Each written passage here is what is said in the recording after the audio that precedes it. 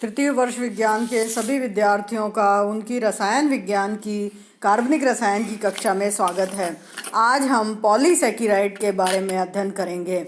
Polysaccharides प्रकृति में पाए जाने वाले वे बहुलक हैं जो प्रति अणु कई सौ से हजार मोनोसैकेराइड शर्करा इकाइयों से मिलकर बने होते हैं। इनका अणु भार अत्यधिक हजारों से लाखों तक होता है। ये मोनोसैकेराइड इकाई एक दूसरे से ग्लूकोसाइड बंध के द्वारा जुड़ी होती हैं जिन्हें जल अपघटन के द्वारा तोड़ा जा सकता है।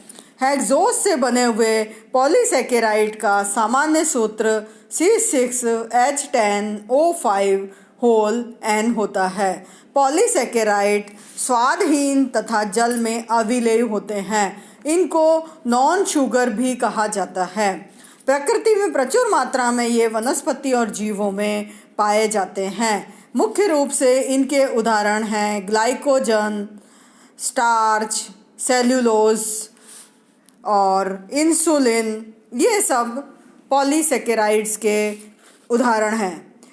सभी जीवों की कोशिकाओं में ये पाए जाते हैं। स्टार्च की यदि हम बात करें, starch is the principal food reserve of plants.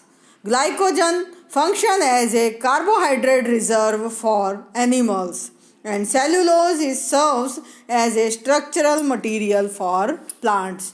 तो इन्युलिन, स्टार्च, सेल्यूलोज और ग्लाइकोजन ये चार रिजर्व फूड मटेरियल की तरह से जीवों और वनस्पति कोशिकाओं में कार्य करते हैं। सभी पॉलीसैकेराइड में सेल्यूलोज और स्टार्च महत्वपूर्ण हैं और ये हमारे दैनिक जीवन में भी उपयोगी होते हैं।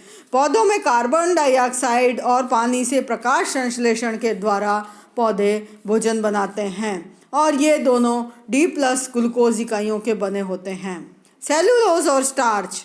सेल्यूलोज वनस्पतियों का मुख्य संरचनात्मक उत्पाद है और स्टार्च भोजन भंडार के रूप में प्लांट्स के अंदर काम करता है और मुख्य रूप से बीजों में पाया जाता है। स्टार्च अथवा एमाइलम, स्टार्च भी कहते हैं इसे और एमाइलम भी कहते हैं। यह पॉलीसैकेराइड अल्फा ग्लूकोज का बहुलक होता है जिसका सामान्य सूत्र C6H10O5 के द्वारा प्रदर्शित किया जाता है।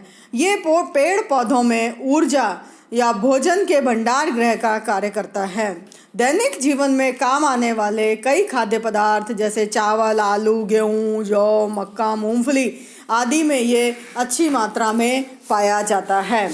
स्टार्च को तनु अम्ल के साथ अभिक्रिया कराने पर अंत में हमें ग्लूकोज प्राप्त होता है। यदि इनकी अभिक्रिया होती है तो स्टार्च की डाइल्यूट H2SO4 के साथ अभिक्रिया कराते हैं। सबसे पहले डेक्स्ट्रिन प्राप्त होता है, फिर डेक्स्ट्रिन आगे अपघटित होकर डाइसैकेराइड माल्टोज में परिवर्तित हो जाता है और माल्टोज अंत में ग्लूकोज में परिवर्तित हो जाता है। स्टार्च का एंजाइम डायस्टेज की उपस्थिति में जल अपघटन कराए जाने पर भी माल्टोज प्राप्त होता है। यदि एंजाइम डायस्टेज लेते हैं तो माल्टोज का मॉलिक्यूल प्राप्त होता है। आयोडीन विलयन की एक बूंद के साथ स्टार्च वॉयलेट कलर देता है और यह रंग विलयन को गर्म करने पर अदृश्य हो जाता है। इस कारण से स्टार्च को सभी आयोडोमेट्रिक टाइट्रेशन में इंडिकेटर के रूप में काम लिया जाता है। स्टार्च दो भागों से मिलकर बना हुआ होता है, एमाइलोज और एमाइलोपेक्टिन। तो ये एमाइलोज और एमाइलोपेक्टिन दो लिंकेज से मिलकर के बना हुआ होता है।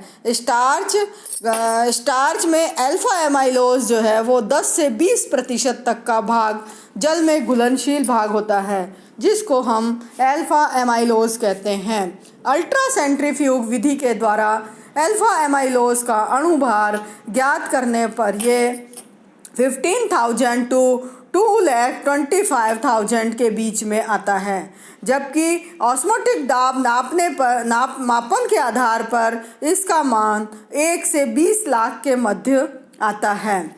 60 से 6,000 ग्लूकोज इकाइयों का बना हुआ रेखीय बहुलक होता है और ये इकाइयाँ आपस में अल्फा ग्लाइकोसिटिक बंधन के द्वारा जुड़ी हुई होती हैं। एमाइलोज में alpha D plus glucose pyranose इकाई होती है जो कि 1,4 अल्फा ग्लूकोसिडिक बंधन के द्वारा जुड़ी हुई होती है।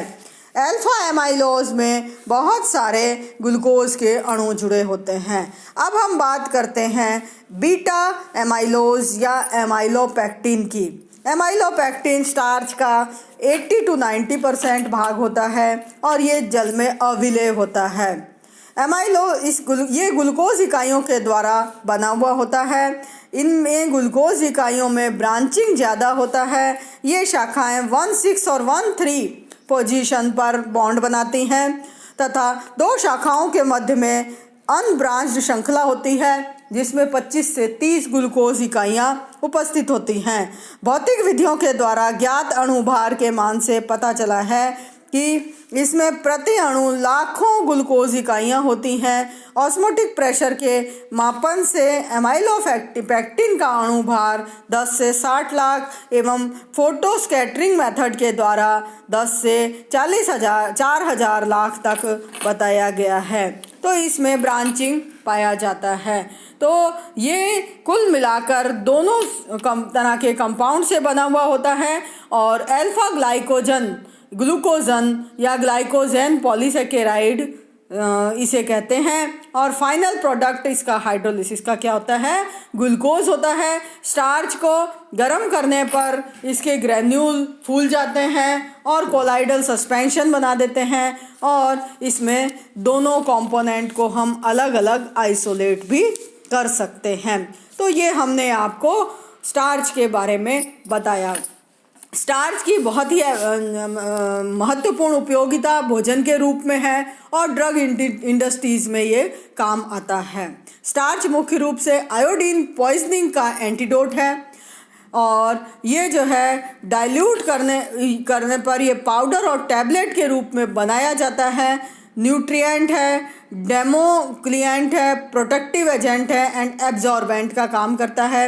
ये बहुत ग्लूकोज के मैन्युफैक्चर के लिए स्टार्टिंग मटेरियल का भी काम करता है और माल्टोज और डेक्सट्रिन को बनाने के लिए भी ये स्टार्टिंग मटेरियल के रूप में काम में आता है। तो इस तरह से स्टार्च के दैनिक जीवन में बहुत से महत्व हैं।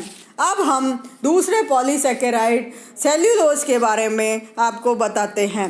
सेल्यूलोज भी विभिन्न वनस्पतियों में प्रचुर मात्रा में पाया जाता है। सेल्यूलोज एक रेशेदार पदार्थ के कारण पेड़ पौधों की संरचना मेंटेन करने के काम में आता है। कपास सेल्यूलोज का शुद्ध रूप है और जूट, लकड़ी, कागज आदि सेल्यूलोज के दूसरे रूप हैं। सेल्यूलोज स्टार्च की तरह ही ग्लूकोज इकाई का पॉलीमर होता है। ये 5,000 से 10,000 तक की ग्लूकोज इकाइयाँ बीटा ग्लाइकोसिडिक बंधन के द्वारा एक शाखित श्रृंखला में जुड़ी हुई होती हैं। इसका अणुभार 10 से 20 लाख तक होता है।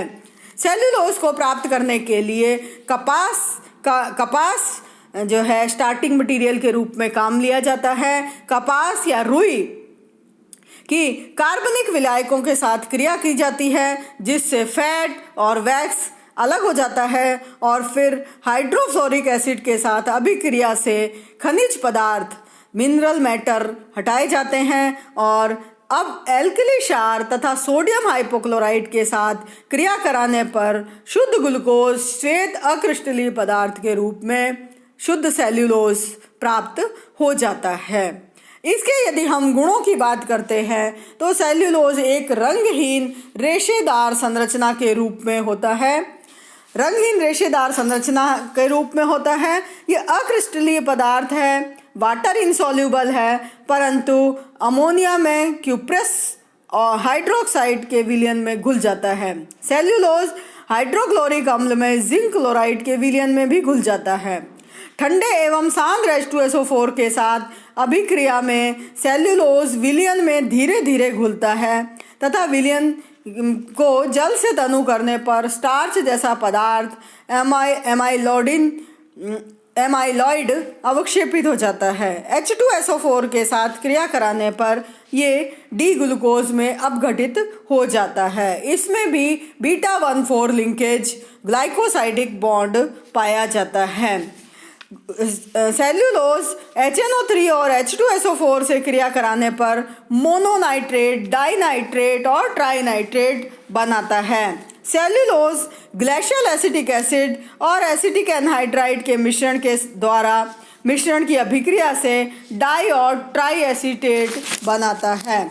सेल्यूलोज एसीटेट का उपयोग कृत्रिम रेशे और रंग के उत्पादन में किया जाता है। यदि हम सेल्यूलोज की संरचना देखते हैं तो इसके अंदर ग्लूकोज इकाई 1,4 बीटा ग्लाइकोसिडिक लिंकेज के द्वारा जुड़ी होती हैं और ये सेल्यूलोज बीटा डी ग्लूकोपाइरानोज का एक रेखीय बहुलक माना जाता है और इसकी संरचना आपको स्क्रीन पर दिखाई दे रही है। ये इसका हावर्थ प्रक्षेपण सूत्र है जो आपको स्क्रीन पर दिखाई दे रहा है। तो इस तरह से सेल्यूलोज भी एक पॉलीसेकेराइड की तरह से काम करता है। इसके अलावा प्रकृति में पाए जाने वाला मुख्य पॉलीसेकेराइड है glycogen. Glycogen is the polysaccharide that store alpha D glucose muscles।